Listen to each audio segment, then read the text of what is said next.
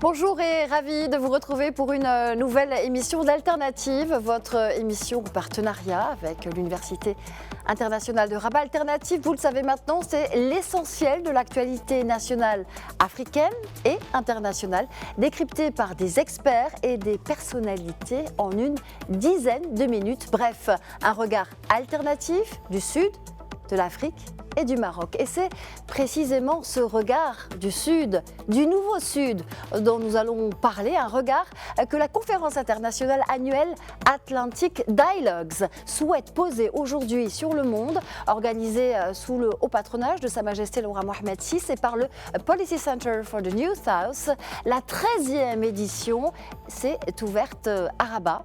Alors, l'initiative atlantique marocaine visant à désenclaver les économies du pays du Sahel est au cœur des débats.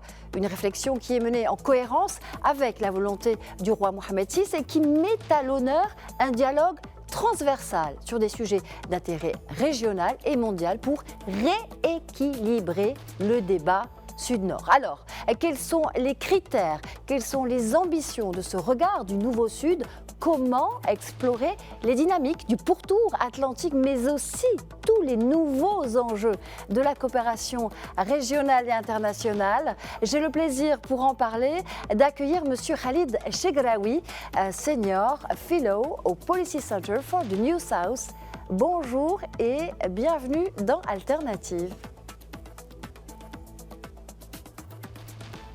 Bonjour.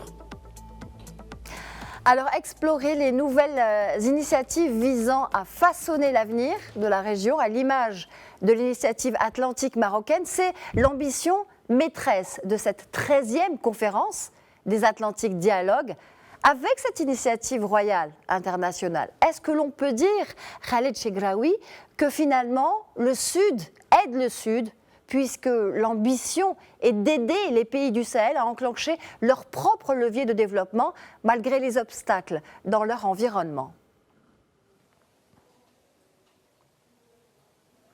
Je pense que c'est un peu notre ADN d'ailleurs, ça a toujours été notre ADN au Policy Center for the New South, ici au campus de l'Université Mohammed VI Polytechnique, le siège du think tank marocain PCNS, et ça a toujours été notre ADN depuis la mise en place de ce think tank par la fondation de l'OCP. Aujourd'hui, nous fêtons 10 ans d'existence du Policy Center for the New South et ça fait la 13e édition de Atlantic Dialogue, donc on a toujours penser à cet Atlantique comme un espace de relation entre le Sud et le Nord, entre l'Est et l'Ouest. C'est un espace décomplexé et c'est comme ça qu'on le pense au niveau du Policy Center for the New South, un espace loin des idéologies, loin des calculs politico-politiciens et surtout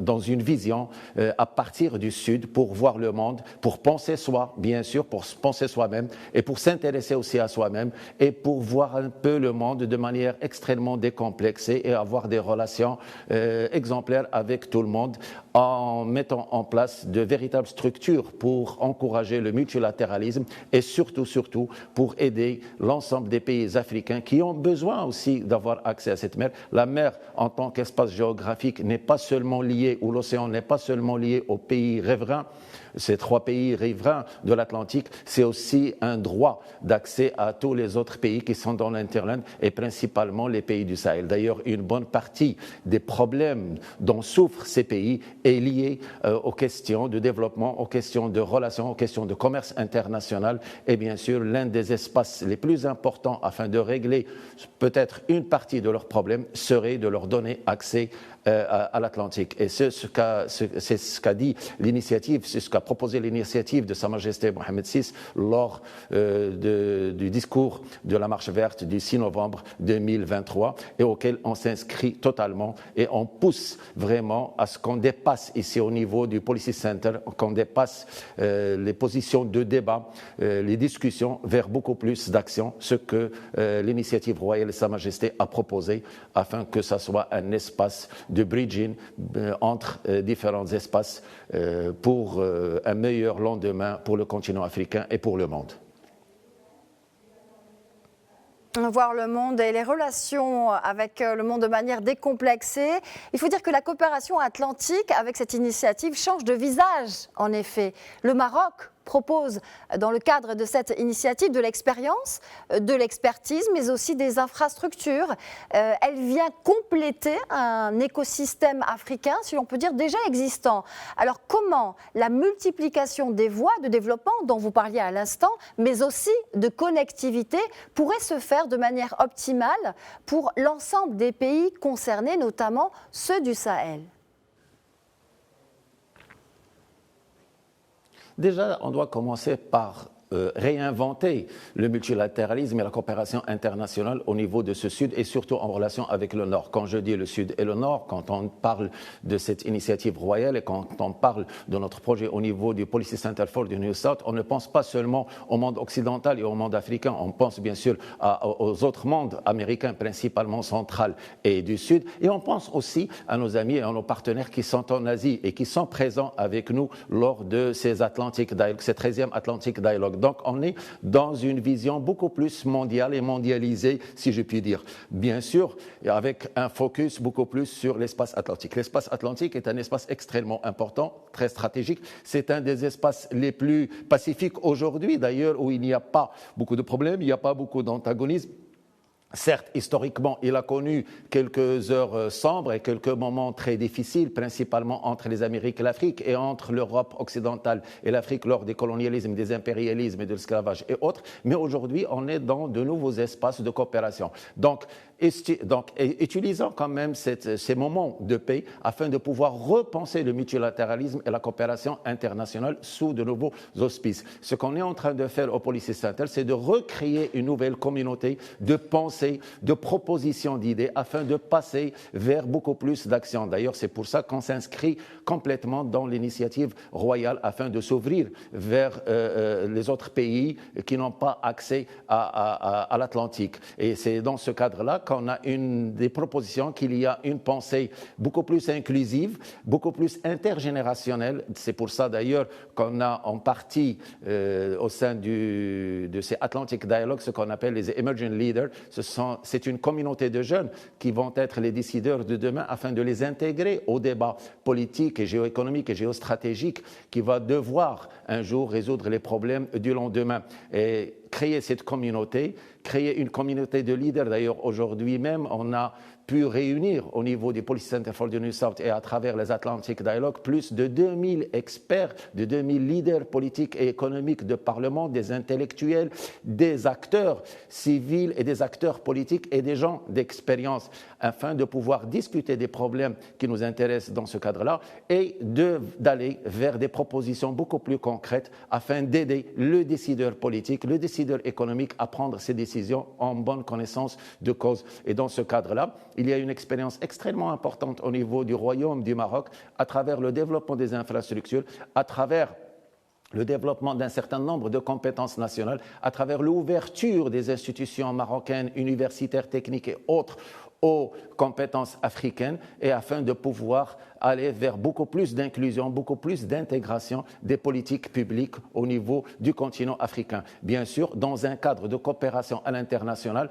on va dépasser la notion de demande d'aide et de demande d'aide au développement qui n'a rien donné depuis Belle Lurette. Aujourd'hui, on est dans des rapports win-win, on est des rapports beaucoup plus égalitaires et surtout des rapports moins complexés sur le plan historique et de voir dans ce Nord, de voir dans le monde des acteurs de coopération et des opportunités de coopération beaucoup plus qu'autre chose. Mais bien sûr, en se basant sur nos propres paradigmes, sur nos propres questions et sur nos propres intérêts qui vont être un peu le centre de la réflexion au niveau du Policy Center for the New South et des Atlantic Dialogue. Et bien sûr, dans ce même cadre, on est en mesure aujourd'hui, principalement au niveau du Royaume du Maroc, de partager notre expertise, de partager notre expérience, de partager nos idées et d'écouter les idées des autres afin de pouvoir générer de nouvelles approches, de nouvelles pensées et pourquoi pas des actions afin de pouvoir produire un nouveau monde et un monde meilleur que ce qu'il est aujourd'hui.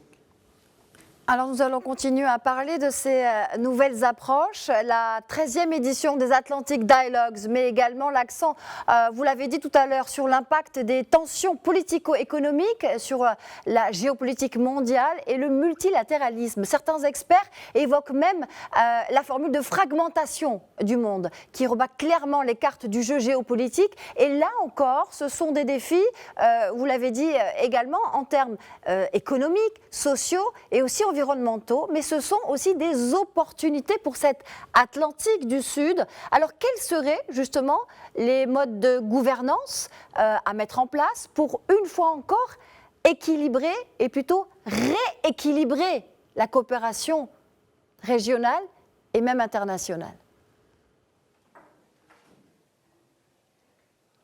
Oui, je pense déjà que ce que vit le monde aujourd'hui à travers un certain nombre de troubles, un certain nombre de problèmes, que ce soit les instabilités politiques en Europe principalement, la guerre russo-ukrainienne, ce qui se passe aujourd'hui de manière extrêmement dramatique au niveau du Moyen-Orient, les derniers événements en Syrie, les changements prévisibles aujourd'hui dans ce monde-là, ce qui se passe, ce qui s'est passé et ce qui se passe encore au niveau du continent africain, que ce soit en Afrique centrale ou en Afrique sahélo-saharienne et en Afrique de l'Est, tout cela nous interpelle, et j'en passe des autres problèmes qui existent de par le monde, tout cela nous interpelle et tous on est responsables et on doit faire partie quand même d'une réflexion pour trouver des solutions. Certes, aujourd'hui, la situation politique de par le monde est extrêmement volatile. On voit très bien la montée d'un certain nombre de populismes de par le monde. Les vieilles démocraties sont en crise. Je pense même que les modèles démocratiques occidentaux vivent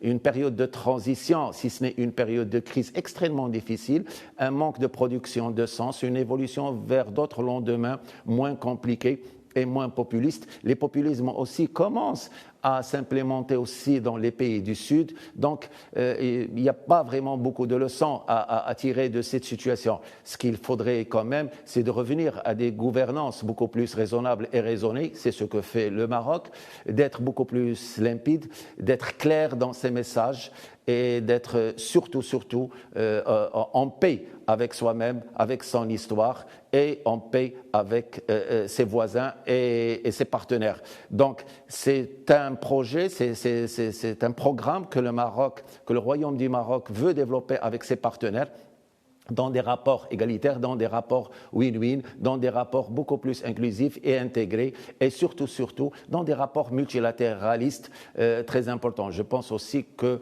le monde, après la mondialisation, a complètement oublié un certain nombre de paradigmes qui ont été quand même derrière une certaine euphorie à un moment donné vers la disparition des polarités, vers la disparition de cette guerre froide. Mais aujourd'hui, on est à même de revoir un peu ce passé obscur revenir sur la scène et où les pays du Sud n'arriveront pas vraiment à trouver leur place. C'est ce qu'on veut proposer. Penser le monde par nous-mêmes, à travers nous-mêmes et de nous-mêmes, avoir notre mot à dire en ce qui concerne le monde et les relations internationales. Et tout cela ne peut se faire qu'à travers la bonne gouvernance, qu'à travers la coopération interétatique et intercontinentale. C'est ce que le Maroc propose. Et bien sûr, on attend aussi que nos amis, que nos partenaires, que les pays africains, les pays américains, les pays européens et aussi les pays asiatiques écoutent et entendent cet appel de sagesse, cet appel de raison afin d'aller vers un monde meilleur.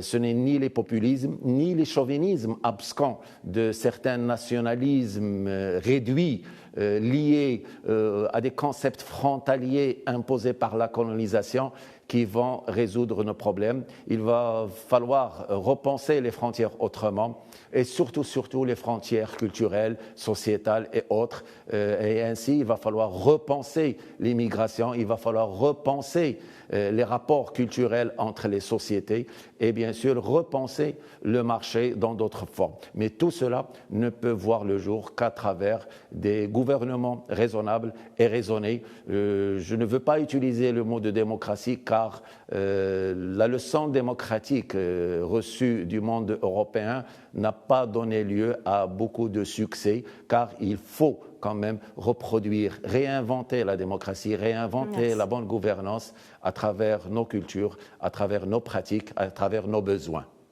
Merci infiniment, Monsieur Khalid Chegraoui, d'avoir répondu aux questions d'Alternative.